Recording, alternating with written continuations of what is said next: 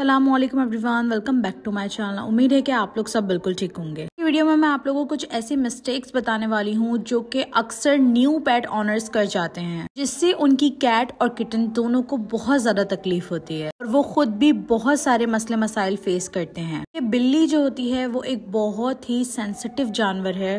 New पेट honours होते हैं, उनको इतना ज़्यादा आइडिया नहीं होता अपने किटन या कैट को संभालने का, तो वो ऐसी गलती कर जाते हैं जिससे उनकी कैट या किटन की जान भी जा सकती है। आज की वीडियो आप लोग के लिए बहुत ज़्यादा हेल्पफुल होने वाली है, क्योंकि मैं आपको A to Z इस वीडियो में सब कुछ बताने वाली हूँ जो गलतियाँ आप लोग करते हैं और जिससे अगर आप गुरेज करेंगे तो आपको बहुत फ़ायदा पहुँचेगा। पहले तो मैं आप लोग को एक बात बता दूँ, ये बात मैं आप लोग को पहले भी बता चुकी हूँ और आज मैं दोबारा बता रही हूँ, क्योंकि मैं ज़्यादातर लोगों को ये चीज़ करते हुए देखती हूँ कि जब भी वो किटन को अडॉप्ट करते हैं तो वो 1 मंथ या 1.5 मंथ का किटन अडॉप्ट करते हैं, जो कि गलत है। आपने जब भी एक न्यू किटन अडॉप्ट करना है तो हमेशा आपने 2 मंथ्स के किटन को अडॉप्ट करना है, क्योंकि वो उस वक्त मदर की मिल्क पे होता है, यानी कि मदर फीडिंग पे होता है। वो उस वक्त जब आप मदर फीड से उसको हटाते हैं और उसको अडॉप्ट करते हैं, यानी कि कोई भी पेट पेरेंट्स उसको अडॉप्ट करते हैं और उसको फूड पे लेकर आते हैं, यानी कि ड्राई फूड पे किसी भी सॉलिड चीज़ पे लेकर आते हैं, तो उससे उसको बहुत ज़्यादा नुकसान पहुंचता है। उसको डायरिया हो जाता है। कि मदर फीड किटन के लिए इंतहाई ज़रूरी है उसकी इम्यूनिटी पावर को स्ट्रॉन्ग करने के लिए। दूसरा, वो मदर के साथ रहते हुए बहुत सारी चीज़ों को फॉलो भी कर रहा होता है। तो हमेशा ऐसा होता है कि जब हम नए नए किटन अडॉप्ट करते हैं तो हम उसको मदर फीड से हटाकर डायरेक्ट किसी सॉलिड चीज़ के ऊपर लेकर आते हैं, यानी कि सॉलिड फूड देना स्टार्ट करते हैं, तो उसको बहुत सारे मसले मसाइल का सामना करना पड़ता है, जैसे कि उसको डायरिया वगैरह हो जाता है, या उसको क्या कहते हैं मोशन वगैरह स्टार्ट हो जाते हैं, लूज मोशन स्टार्ट हो जाते हैं, या फिर उसको वॉमिटिंग वगैरह स्टार्ट हो जाती है। साथ साथ जब वो अपनी मदर के साथ होता है तो वो उसको हर चीज़ के लिए उसे ट्रेन भी कर रही होती है, जैसे कि लिटर ट्रेनिंग के लिए या फिर सेल्फ फीडिंग के लिए। जब वो अपनी मदर को ये सारी चीज़ें करते हुए देखता है तो वो भी इन सब चीज़ों को फॉलो करना स्टार्ट कर देता है। अगर आप लोग 2 मंथ्स का किटन बाय करेंगे तो इसमें आपका ही फ़ायदा है कि आपका किटन हर चीज़ के लिए ऑलरेडी ट्रेन होगा, सेल्फ फीडिंग भी वो करता होगा और साथ में वो लिटर ट्रेन भी होगा।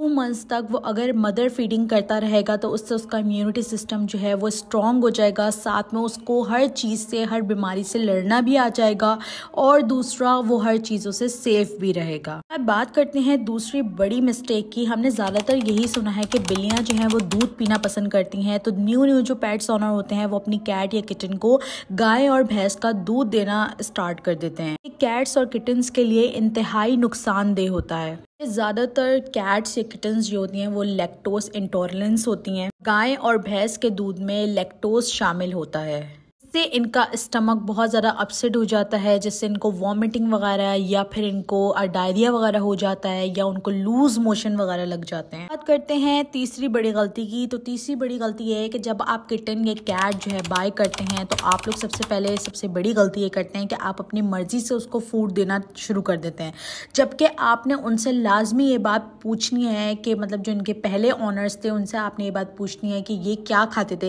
यानी कि कौन सा फूड ये आप देते थे अपने किटन्स को, या कौन सी होममेड फूड या ड्राई फूड वो उनको देती थी, तो आपने भी उसको वही प्रोवाइड करना है। और अगर आप चेंज करना चाहते हैं तो इसका एक पूरा मेथड होता है, उसके ज़रिए आप अपना कैट का फूड भी चेंज कर सकते हैं। फूड स्विच करने का पूरा एक मेथड होता है, जिसके अंदर आपने पुराना फूड और न्यू फूड जो है वो मिक्स करके देना होता है अपनी कैट को, और ऐसे ही 5 से 7 दिन आपने करना होता है और उसके बाद आप प्रॉपर उसको न्यू फूड पर ला सकते हैं। आपको ये फ़ायदा होगा कि इससे आपके कैट या किटन का स्टमक जो है वो अपसेट नहीं होगा बिल्कुल भी, ना ही उसको डायरिया या फिर लूज मोशन की शिकायत नहीं आएगी। करते हैं 4th मिस्टेक की, कि जब भी आप किटन या कैट बाय करते हैं तो आप लोगों को शुरू में इन सब चीज़ों का आइडिया नहीं होता, तो आप अपनी किटन को डेली बेसिस के ऊपर नहला रहे होते हैं, जो कि बहुत बड़ी गलती है। कैट्स को नहाना इतना ज़्यादा पसंद नहीं होता है, ना ही किटन्स को इतना ज़्यादा पसंद होता है। अपनी कैट को डेली बेसिस के ऊपर नहलाना नहीं है, क्योंकि वो अपने आप को लिक करके खुद ही साफ़ कर रही होती हैं। तो अगर बहुत ज़्यादा है, अगर बहुत ज़्यादा गंदी हो गई तो महीने में 2 दफ़ा आपने उसे नहला दिया तो वो इनफ है। बस इस चीज़ का ख्याल रखना है कि आपने उसको डेली बेसिस पे दिन में 2 दफ़ा आपने उसकी ग्रूमिंग करनी है, ताकि उसके हेयर फॉल का मसला भी हल हो जाए, क्योंकि पर्शियन कैट को बहुत ज़्यादा ही हेयर फॉल होता है। और अगर आपकी कैट को कोई फंगल इन्फेक्शन या फंगल डिजीज़ वगैरह कोई भी स्किन इन्फेक्शन हुआ हुआ है तो उस सूरत में आप अपने किटन को या कैट को बाथ दे सकते हैं। अदरवाइज़ आपने उसको बाथ कम से कम देना है। उसकी ग्रूमिंग का बहुत अच्छे से ख्याल रखना है। आपने उसके डेली बेसिस पे 2 दफ़ा ब्रश करना ही करना है, तो उसकी डेड हेयर्स जो होंगे वो भी निकल जाएंगे, एक्स्ट्रा हेयर्स भी निकल जाएंगे और जगह जगह उसके बाल भी नहीं बिखरेंगे। बात करते हैं 5वीं गलती की, तो 5वीं गलती है ओवर फीडिंग। बहुत सारे लोग ये करते हैं अपनी कैट को मोटा करने के लिए, हेल्दी करने के लिए हर वक्त उसके सामने बाउल भर के खाना रखते हैं, जिसे बोलते हैं ओवर फीडिंग या फ्री फीडिंग। बहुत ज़्यादा उसको खाना खिलाना भी अच्छा नहीं होता। उससे आपकी कैट जो है ना वो बहुत ज़्यादा सुस्त हो जाती है, हर वक्त लेटना पसंद करती है, ना ही वो एक्टिव रहती है, ना ही वो ज़्यादा खेलती है, बस हर वक्त उसको सोना होता है और इससे आपकी कैट के और भी ज़्यादा मसले मसाइल बढ़ जाते हैं। तो आपने उसका एक शेड्यूल बनाना है, शेड्यूल के हिसाब से ही उसको खाना देना है। मैंने उसके ऊपर प्रॉपर एक वीडियो बनाई हुई है जिसमें मैंने किटन और कैट दोनों का शेड्यूल बताया हुआ है।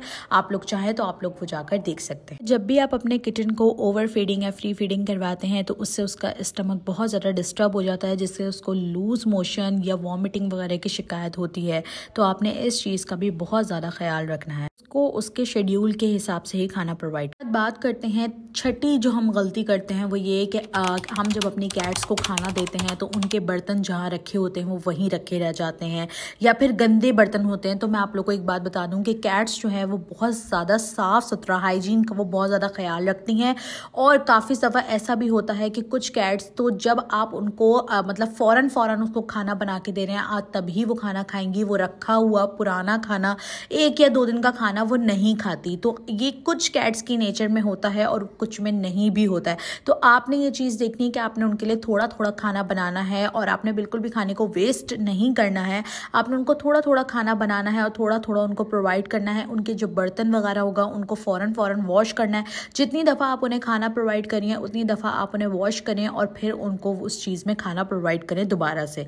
उसके बाद 7वीं गलती जो हम ये करते हैं कि आपने उनका फिजिकल चेकअप लाजमी करवाना है। आपने उनकी डिवॉर्मिंग का बहुत ज़्यादा ख्याल रखना है। किटन है तो 2 मंथ्स के बाद आपने अपनी किटन की डिवॉर्मिंग स्टार्ट करवानी है, क्योंकि अगर आप डिवॉर्मिंग नहीं करवाएंगे तो कैट्स के किचन के पेट में जो कीड़े होते हैं वो वॉर्म्स जो होते हैं वो उनका सारा खाना जो है वो खा रहे होते हैं। जो भी वो खाना खाते हैं वो सारा वो खा रहे होते हैं और उससे वो हेल्दी होते हैं और कैट्स बहुत ज़्यादा उससे वीक हो रही होती हैं, जिससे कैट्स को उससे बीमारियां भी लग सकती हैं और बहुत सारे मसले मसाइल फेस करने को मिल सकते हैं। तो आपने अपनी आपने अपनी किटन की डिवॉर्मिंग और वैक्सीनेशन दोनों का बहुत ज़्यादा ख्याल रखना है। अपने वेट से इस चीज़ के ऊपर डिस्कस करना है, उसका पूरा एक कार्ड बनवाना है जिसके ऊपर आपने टाइम टू टाइम हर चीज़ लिखवानी है।